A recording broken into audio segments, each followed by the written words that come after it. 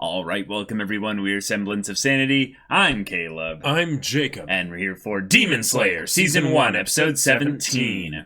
The All right. spider Yes. is beginning to move. And we have now met the odd, maybe not family, maybe family dynamic up in there with an abusive dad to boot. Right. And the super well voice acted, mainly named demon that stares down on everyone else from above. That's totally not probably a member of the 12 Kizuki. Mm-hmm. No, not at all. Yeah. They don't have like a very popular antagonist voice actor for them or anything.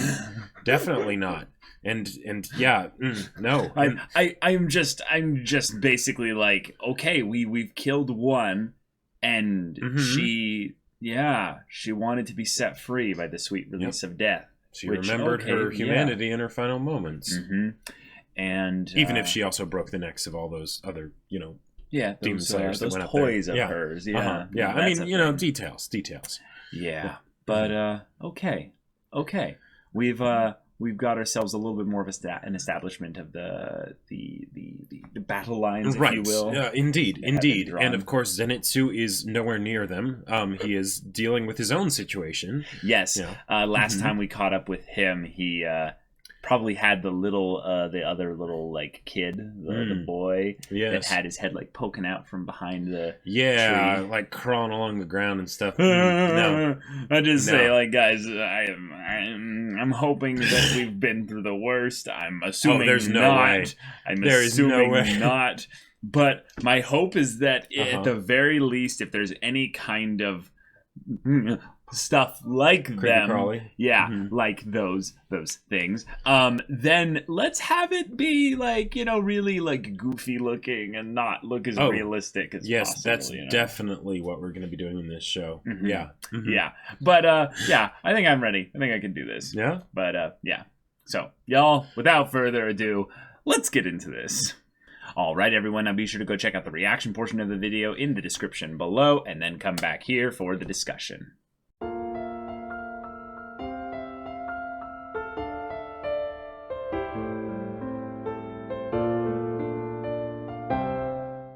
All right, well, that's just. I don't think it's gonna get worse than that. Yeah, I think you're right, Jacob, with regards to spiders. Because holy crap, that was nightmares out the wazoo. Because it's Zenitsu, so it's like, as far as freaky things, you want him to experience the scariest stuff because he's the one that gets the most scared. Yeah, exactly. And in a lot of ways, it does kind of vicariously make it easier. Because then he's freaking out a ton, and you can kind of laugh at him freaking out a little bit, but then also, man, that was gross. Just my own facial hair. I was so like sensitive to touch that I was like getting like the feeling that spiders were running up and down like my chin and my neck. It's like just the worst feeling ever. Is when you get them all over you. Because, like, I have many traumatizing stories when I was younger getting involved with spiders. And that's why I have my, like, intense fear of spiders. But, like, we got backstory. We did. We got probably one of the most beautiful displays of, like, overpowered, just I love how ridiculously cool animation. Just Oh, I love how so cool. Zenitsu gets all the cool animation. Like Tanjiro, he's had some cool animation. Oh my god, no, we've had plenty going to the others, but he gets definitely the coolest kind of power, colorful display. Right, exactly. Like there's definitely lots of fluid animation and things like that, but Zenitsu's moments are, in my mind, by far the most visually impressive. Yes. And oh man, yeah. And the idea of him actually getting struck by lightning.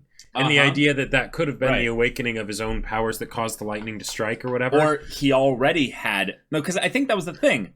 Gramps was like, hold on. No, he said, you have the ability to... Yeah. So, when the storm clouds were broken. Yeah, exactly. Yeah. And then he keeps freaking out, and then the lightning strikes. I think it's more of a thing that he has some, like he has, like, storm level abilities, like X-Men Storm, Comics Storm, where it's like he is at the lowest form of his progression right now. Yes. And he honed his one form to a T. Yes. But he has like way more that he can. So become. Yeah. So if his power is on the level of Storm, then does that mean when he defeated the spider, he should have been like, do you know what happens to a spider when it's struck by lightning? No, please. The same thing that happens to everything else. God, no.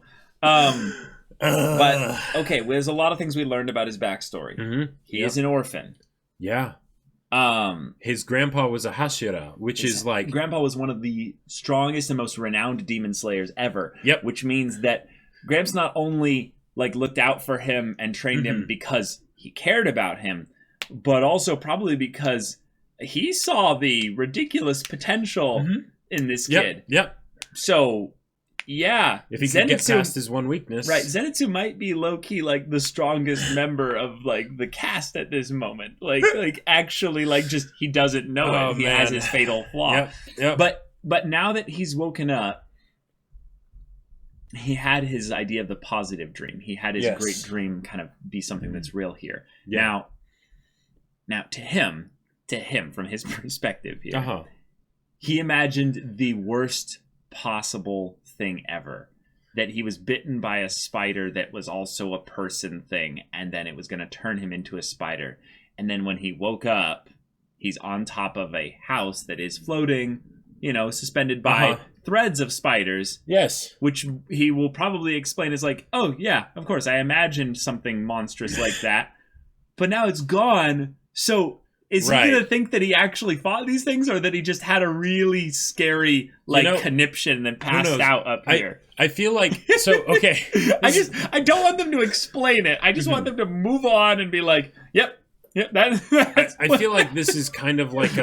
this is a tangent, but kind of like Merlin, the BBC show, where it's, when will everyone find out that he has magical powers? Except in this case, it's Zenitsu finding out that he has magical powers. Right. And there will be tons of crazy things that will happen over the course of the show. Right. All of them when he's by himself. Yes. Right. And because he completely... Chuntaro knows, though! Yeah. Chuntaro knows! But Chuntaro can't say anything. No, but she can talk to Tanjiro. That's true. And then Tanjiro can translate it to Zenitsu. But Zenitsu totally won't believe it. He'll think Tanjiro's just saying that to sort of make him feel better. Right, exactly. Don't condescend to me. Exactly. But because of the ridiculous nature of everything, it's going to be something where the evidence will keep piling up and just keep going. But he'll be in his same old place, maybe, but there might be a point eventually, where he realizes it, and that he's not a weakling after all, or maybe he is, but there's other parts to him too. Right. Having a lack of confidence led to a bunch of things apparently in his past. One of them was that when he had a girlfriend, she made him raise money for her to get with another guy. That is some next level, depressing, just... Now, what? I'm not sure if he was aware of that or not, or whether that was something that... I don't think it really matters. I'm just talking about the fact that she made him do this thing here. That sucks. It's there's a concrete, specific reason of why. I'm looking through the episode. I really don't want to do this. I'm trying to find the backstory. There it is. Okay. Yeah. But as for why he's so obsessed with I need to have a girl that loves me and marries me and stuff. I can't die a virgin. Hey, you know what? When the girl I loved made me raise money so she could run off with another guy, you did rescue me from my mountain of debt. So, yeah, I think what it is that it doesn't really matter whether or not she told him that's what was going to happen. That ended up happening. Either one ends up scarring his confidence, maybe with regards to a whole bunch of things. But what's really, really, I would say, important about this here is that what makes Zenitsu, I would say, relatable is not that he's a scaredy cat or that he has, kind of these moments of just kind of wholesomeness, but it's actually the fact that his whole character is about acceptance. So he constantly gets rejected, basically, and he rejects all kinds of things as well. Because of fear and also because of his lack of confidence. So when he was basically in this mountain of debt kind of situation there, this guy who probably isn't biologically his grandpa, he's just calling him Gramps because, that's the thing there. Oh. Because there's no ever connection made that like, oh, yeah, my son or my daughter did well to raise you, but it's too sad that they died or something like that. Oh, that's a good point. Because then that would mean that, you know, biologically speaking, one of his kids, Gramps, would be one of his parents. But I don't know. Yeah, maybe not.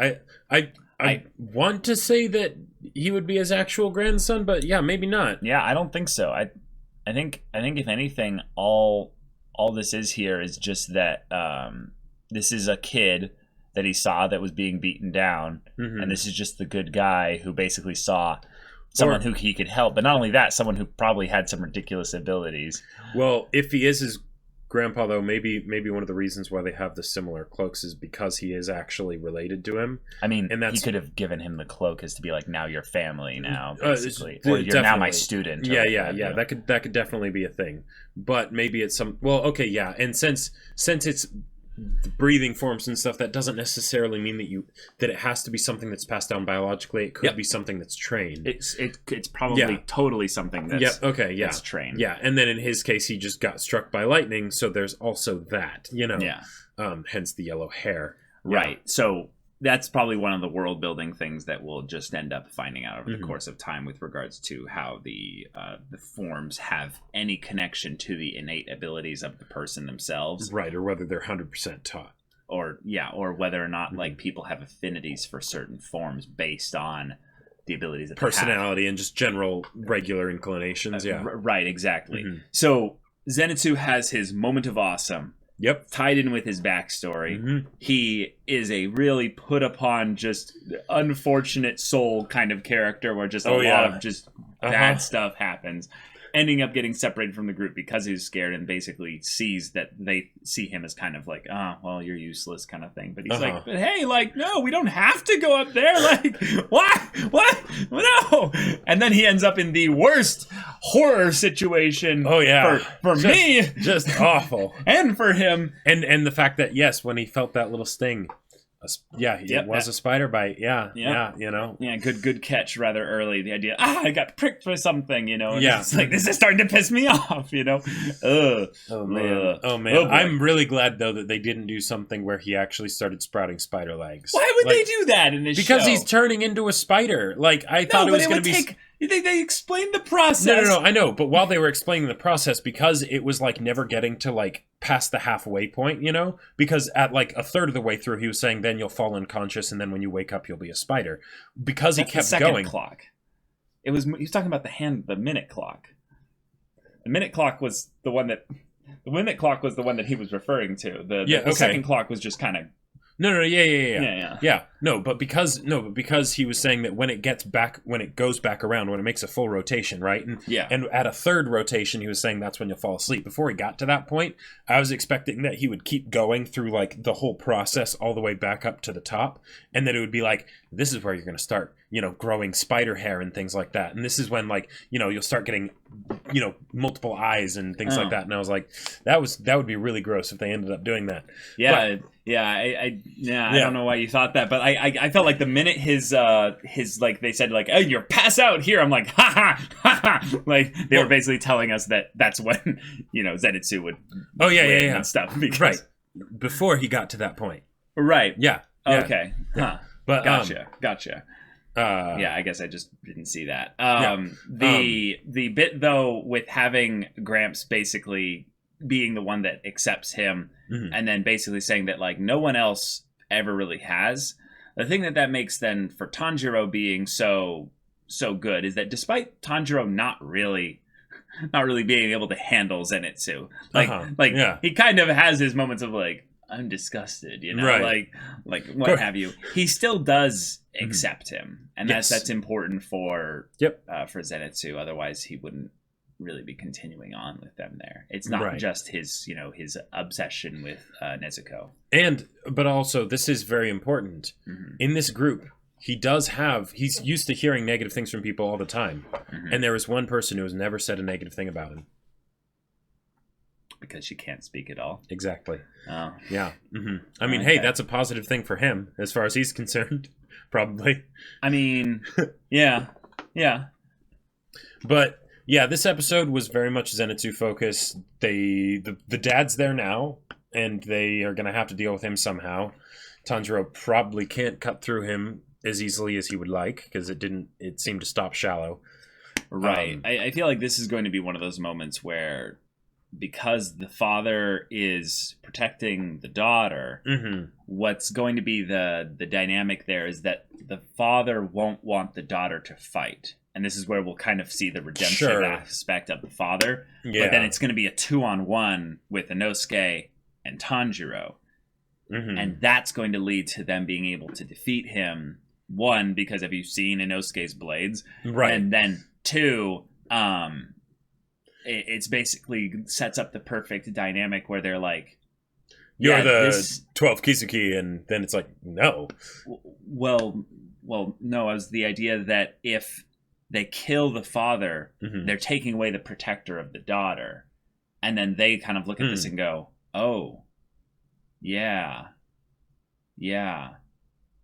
Whoa, what do we do now? We're exterminators, and this is going to flash in some ways the idea that, like, the idea of what Tanjiro would have done if he was there when Muzan came for his family, basically. Sure. He would have been this guy standing up for his family, protecting Nezuko, essentially, the daughter of the family and stuff. Thankfully, at least she did lure them into a trap. So it's, it's something where they're... Not necessarily, though, right? Like, I think they're trying to make it a thing that it's like... Well, yeah, it was definitely a defensive thing, sure. It's not as brutal as, trussing up a bunch of other demon slayers and snapping all their necks. Right. That's more... Yeah, that's... Yeah, so there could be something there.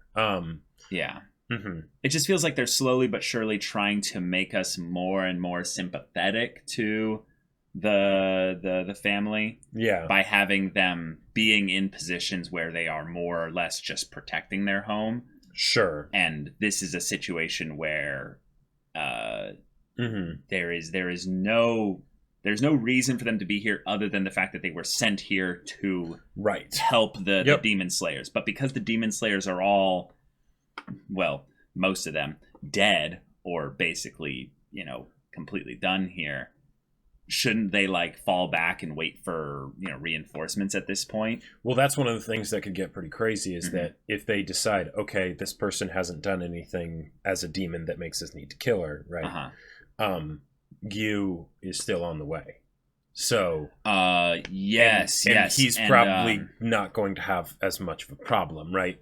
And then the other one, Shinobu, thank you. Yes, how can I forget that name? So many names in this set of episodes that have other meanings, yes, and from other shows. And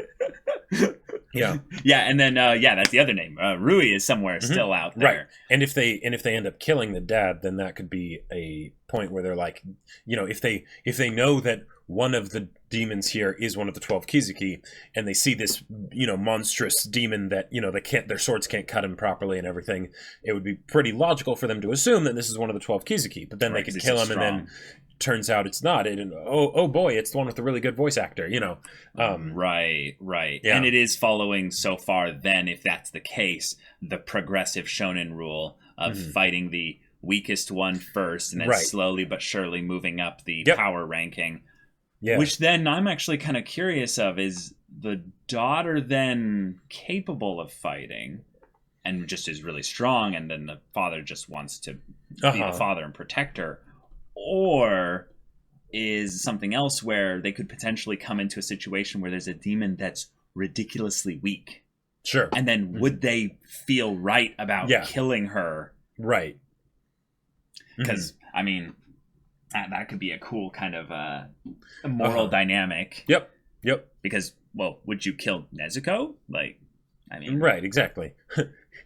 We kill demons, but, sir, this one's a cute girl. I mean, what do we do? It makes you at the very least kind of double check and realize the kind of the hypocrisy of it, because because for Tanjiro, it's this family's daughter, right, sister, so his motivation is right now to get the blood from really strong, powerful demons, so that he can then send it back to Tamayo, who then will then figure out a way to study it and potentially gain a cure for Nezuko. But if you're just going in hacking, slashing, and not really even talking to them about this, Yeah, because you don't know which one is the 12th Kizuki, and that's the one that Tanjiro's really after, so... Yep. Yeah. Mm-hmm. So, could get interesting. But otherwise... This whole plan could be ruined. I'm going to keep making that pun. I think that's a great one for this one here, because as long as Rui kind of hangs out in the background and doesn't really engage, the more it builds them up as being the potential like big threat and what have you. But that's the episode, y'all. We got our Zenitsu backstory and epic moment. And if you want to see the next episode's reaction and discussion right now, go check out the link in the description below for our Patreon. Any levels, watch full-length timer reactions there, and any level of support gets you access to our Discord, where you can chat with us in the community there about this show, about anime in general. And you can also talk with Jacob about the sci-fi novel that he wrote. Yes, sci-fi novel, Battle Lines. It's really cool, and it's on Amazon if you want to get it. Link in the description down below. Go check it out. Yeah, so if any of that interests you, we'll see you there. But until then, we're Semblance of Sanity. I'm Caleb. I'm Jacob. And we'll see you all next time.